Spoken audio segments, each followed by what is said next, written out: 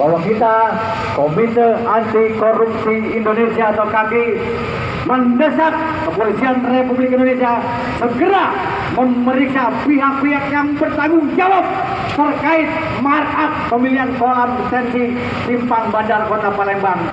Komite Anti Korupsi Indonesia mendesak Polri tangkap mantan Wali Kota Palembang.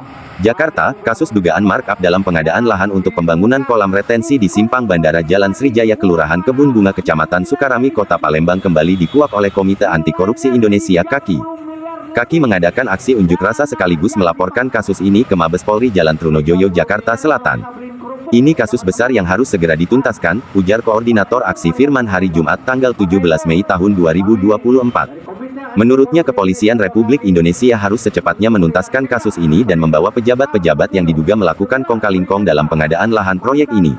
Ini betul-betul biadab, tanah yang NJOP-nya hanya Rp. 55.000 M2 dan harga pasarannya hanya di kisaran Rp. 250.000 M2 kok dibeli oleh Pemkot dengan harga Rp. 995.000 M2. Tambah Firman. Artinya dalam pengadaan lahan proyek yang luasnya mencapai 40.000 M2 ini Pemkot Palembang membayar seharga 995.000 x 40.000 M2 yakni Rp. 39.800 juta. Atau hampir 40 miliar rupiah, ujarnya. Padahal kan kalau kita mengacu pada harga pasaran saja, Pemkot cukup membayar 250.000 x 40.000 meter yakni 10 miliar rupiah saja. Artinya ada markup hampir 30 miliar rupiah yang diduga dinikmati oleh para oknum pejabat di Kota Palembang, tambah ya lagi.